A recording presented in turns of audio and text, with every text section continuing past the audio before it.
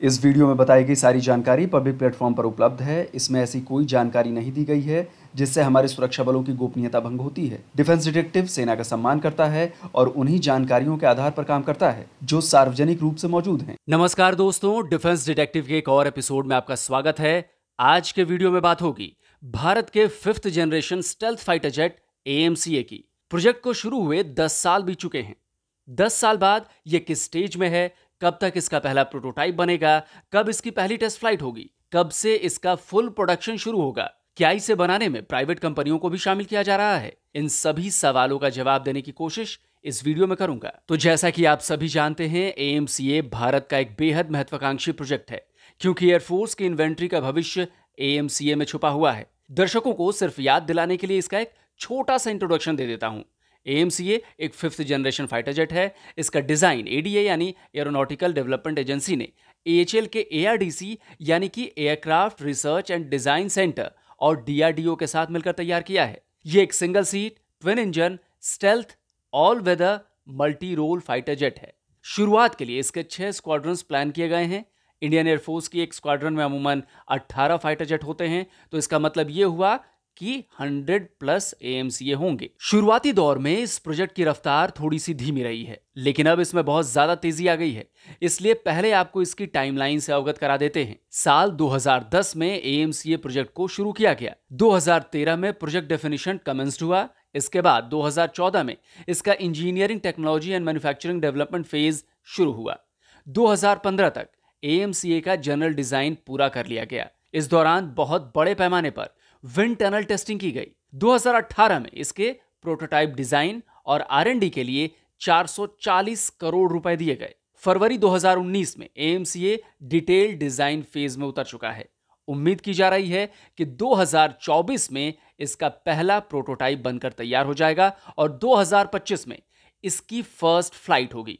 अगर सब कुछ ठीक रहा तो फुल प्रोडक्शन साल 2029 से शुरू हो जाएगा। लेकिन यहां पर एक पेंच फंस गया है, प्रोजेक्ट में डिले यानी देरी का। क्योंकि अंग्रेजी वेबसाइट लाइव फिश से बात करते हुए HAL के चेयरमैन और मैनेजिंग डायरेक्टर R माधवन ने कहा है कि AMCA अभी ड्राइंग बोर्ड पर है। प्राथमिक डिजाइन पूरा हो चुका है। पहले प्रोटोटाइप को 2026-27 तक उड़ता हुआ देखेंगे। यानी जिस फर्स्ट फ्लाइट को 2025 में प्लान किया गया था, अब उसमें 2 साल का डिले हो सकता है।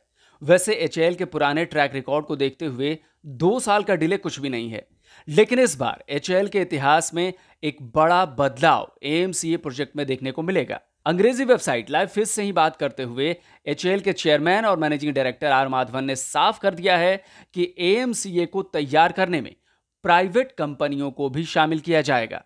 उन्होंने कहा कि AMCA के डिजाइन में HAL और ADA साथ हैं। हम लोगों ने अब इसके प्रोडक्शन के बारे में सोचना शुरू कर दिया है और इसके लिए हम एक ज्वाइंट वेंचर कंपनी चाहते हैं जो HAL, DRDO और एक प्राइवेट पार्टनर हो। तो अब बड़ा सवाल यह है कि प्राइवेट पार्टनर कौन होगा।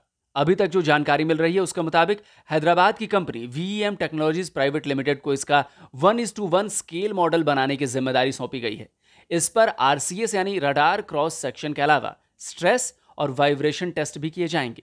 इसके अलावा 2 बड़ी कंपनियों के नाम सामने आ रहे हैं जिन्हें AMCA के प्रोडक्शन के लिए पार्टनर बनाया जा सकता है। इसमें पहला नाम है टाटा एडवांस सिस्टम्स का और दूसरी कंपनी है L&T डिफेंस। प्राइवेट कंपनियों को इसमें शामिल करने की बड़ी वजह है इसे हाई प्रोडक्शन रेट पर तैयार करना। जाहिर है, अगर एयरफोर्स की जरूरतों को पूरा करना है तो प्रोडक्शन रेट हाई करना ही पड़ेगा, क्योंकि काम सिर्फ विमान को बनाने से पूरा नहीं हो जाता। उस पर पायलटों को ट्रेनिंग देने में भी एक लंबा वक्त लगने वाला काम है।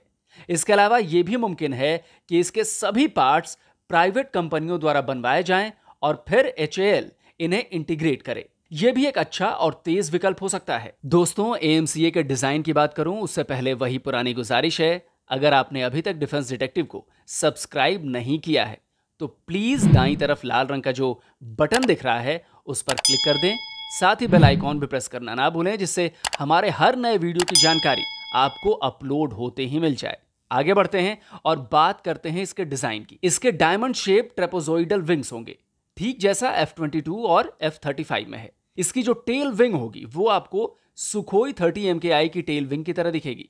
साथ ही इसमें एक वी कॉन्फ़िगरेशन में वर्टिकल स्टेबलाइजर्स होंगे जो आपको F-18 सुपर हॉर्नेट, F-22 और F-35 में दिख जाएंगे। फ्यूजेलाज में भी उन्हीं कंपोजिट मटेरियल्स का इस्तेमाल किया जाएगा जिनका इस्तेमाल तेजस में किया गया है। साथ ही इस पर रडार ऑब्जर्वेंट की कोटिंग भी होगी जिससे स्टेल्थ फीचर में और ज्यादा मदद मिलेगी। इसमें एयर इनलेट डक्ट्स होंगे जो DSI यानी कि डाइवर्टरलेस सुपरसोनिक इनलेट होंगे। अमेरिकी F-35 में भी DSI का ही इस्तेमाल किया गया है। इसका सबसे बड़ा फायदा मिलेगा विमान के वजन को कम करने में, क्योंकि पारंपरिक एयर इनलेट डक्ट्स में स्प्लिटर प्लेट होती है जो इसमें नहीं होगी और इससे ओवरऑल विमान का वजन करीब 300 किलो कम हो जाएगा।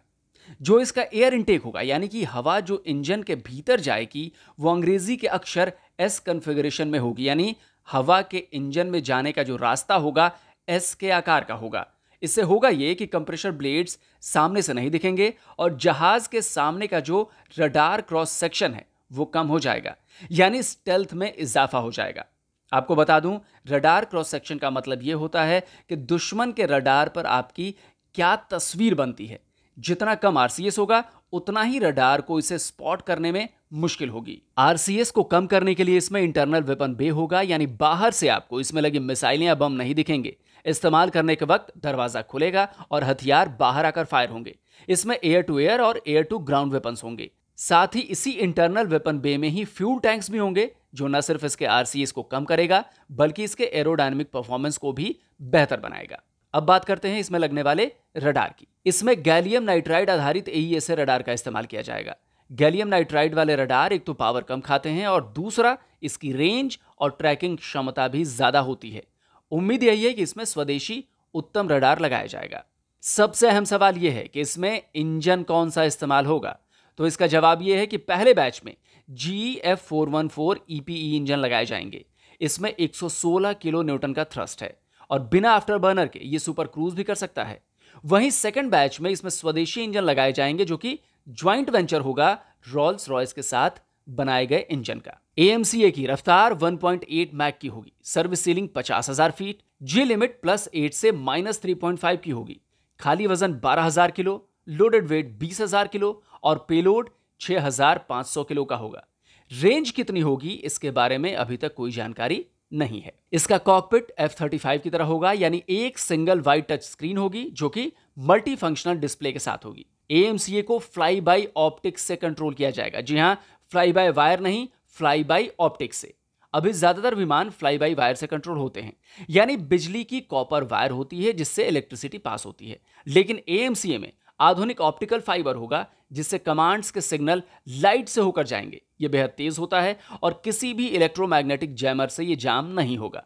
Fly bye optics next generation digital flight control computer पर आधारित होगा। इसमें क्वाड्रपल रिडंडेंसी होगी, यानी 4 अलग अलग कंप्यूटिंग चैनल्स होंगे जिनकी अपनी खुद की पावर सप्लाई होगी।